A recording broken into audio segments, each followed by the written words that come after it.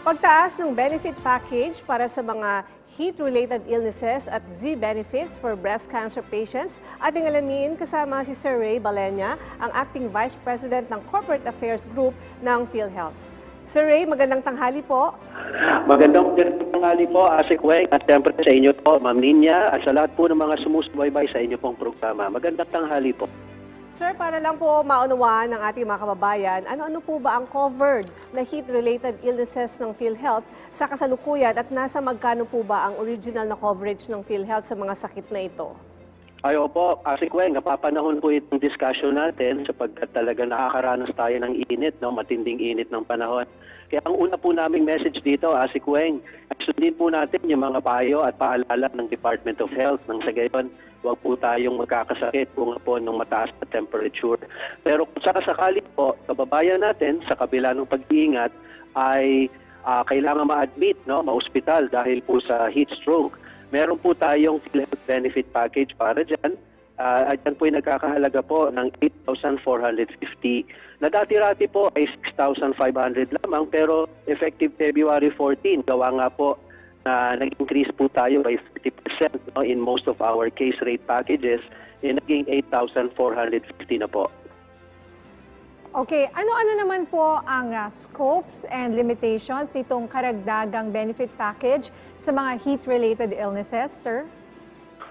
Well, yung package na po yan, Ma'am Ninya, ay inclusive na po yan ng ating pong hospital charges at nung professional fees ng attending physician. So makakaasa po yung ating mga miyembro na nakagip pa po both ng hospital charges at yung bayad po sa doktor.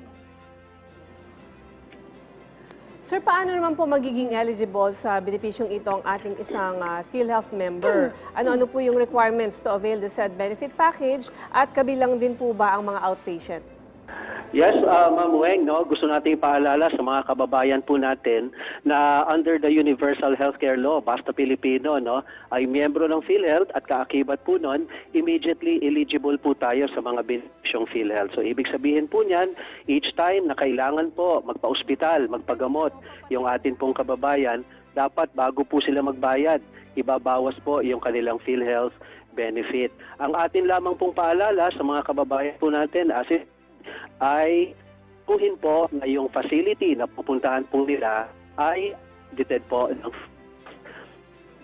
Sir, isa pa pong good news para sa mga PhilHealth members, ang Enhanced Z-Benefit para sa mga breast cancer patients. Gaano na po kalaking halaga ang magiging coverage nito sa ngayon? At kailan naman po effective ang dagdag benepisyong ito? Yes, good news talaga ito, Ma'am Ninya, sa mga kababayan natin, lalo na po, no, yung magpapagamot at kahit yung kasalukuyang nagpapagamot na for breast cancer. Sapagkat inaprubahan po ng ating PhilHealth Board na maging epektibo March 30 of this year, na yung ating Z-benefit for breast cancer ay up to 1.4 million po ang magiging coverage, Ma'am Ninya. Dati-rate, 100,000 pesos lang po ang coverage natin dyan. Ngayon po, up to 1.4 million ang atin pong sasagutin sa pagpapagamot ng atin pong pasyente. At ang kagandahan po nito, Ma'am Ninya, ay lahat ng stages, no, ay makaka-avail din kung yung pasyente nasa po ng kanilang. Ang good news, ma-avail po nila ito pong package natin. Sapagkat dati-rati po, earlier stages lang po ang qualified, no, sa Z-benefit for breast cancer. Sir, paano po yung ibang mga cancer diseases din? Breast cancer patients lang po ba ang pwede dito? Again po, Asik Weng, sorry na hindi ko po nakuha. Opo, para lang po ba yan sa mga breast cancer patients? Kasi may iba pong pasyente na may ibang cancer sa ibang bahagi ng kanilang katawan.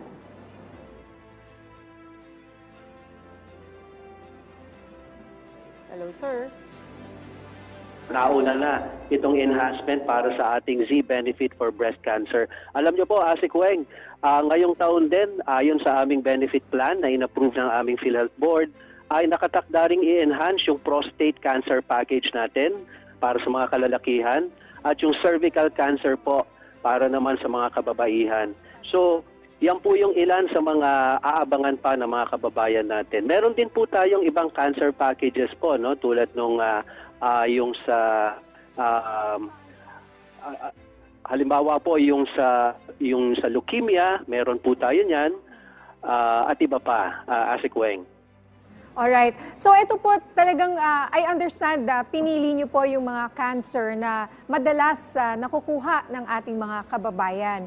So if you have a cancer that's not related to any of those na nandyan sa Z-Benefit package, meron pa rin po ba silang maaaring mapagkuhanan ng PhilHealth benefit? Opo, meron, Ma'am Ninya. Tama po kayo, no? Siyempre, yan yung isa sa mga pamamaraan ng PhilHealth, no? Meron prioritization at siyempre, ating mga packages ay doon sa mas maraming mga kababayang nangangailangan. Pero doon sa iba pa hong cases ng cancer na sa ngayon wala tayong Z-Benefit package para sa kanila, ay meron pa rin tayong PhilHealth benefit, no? Under the case rates packages. By the way po, kanina hindi ko lang ma-recall yung ibang cancer packages namin. Meron din po tayo yung colon cancer, no? At yun pong rectum cancer ay meron din tayong Z-benefits para dyan. Hindi ko lang po na-recall kanina agad. Pero yung sinasabi ninyo, na katulad niyan, may mga iba't ibang cancer, klase ng cancer. Magiging katulad din po ba sa mga breast cancer patients yung kanilang benepisyo sa mga susunod na taon or buwan? Hindi po malayo yan, Asikweng, sapagkat alam natin kapag yung cancer kasi, no, napaka-catastrophic niyan at magastos at mahabang gamutan. So hindi po malayong mangyari na yung mga iba pang cancers, no, magkaroon po tayo ng Z-benefit packages. Pero habang wala pa, ay makakaasa yung mga kababayan natin na sagot pa rin po yan ng PhilHealth under the case rate packages po natin. Alright, sir, ano naman po ang proseso upang maging qualified ang isang PhilHealth member dito sa Enhanced Z-Benefit Package na ito? At sapat naman po ba yung mga contracted at accredited health facilities ng bansa para po dito? Well, ang unang hakbang po para sa mga kababayan natin ay una, pinakamabuti na yung kanila pong diagnostics, no, ay gawin na po sa mga contracted hospitals po ng PhilHealth para sa Z-Benefit for breast cancer. At sa kasalukuyan po ay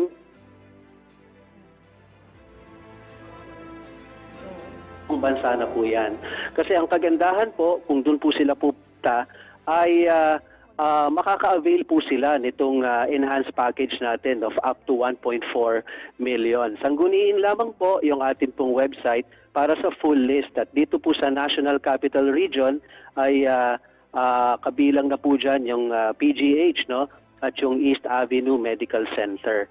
Mahalaga po na sa contracted hospital po tayo pumunta para sigurado po ma-assist yung pasyente ng ating Z-Benefit Coordinator. Bawat contracted hospital po kasi ay may nakatalaga na Z-Benefit Coordinator na siya pong a-assist sa pasyente at siya lamang pong kausap ng PhilHealth. Therefore, yung pasyente nag-focus yung Z-Benefit Coordinator does work with PhilHealth.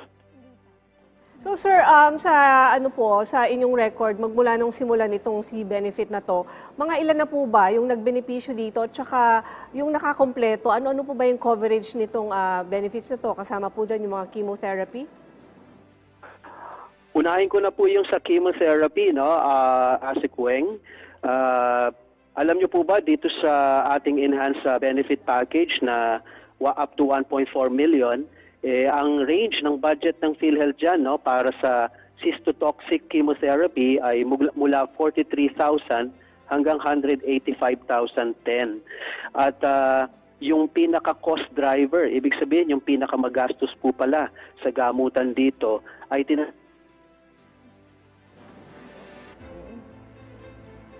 4 million po na budget para ito. Sa ngayon, Asikweng, wala po akong hawak na hard data as to number of beneficiaries, no, mula po nang inilunsad po natin ito. Pero sa mga susunod po, makakaasa po kayo, may bibigay natin agad-agad yung data na ito. Asikweng.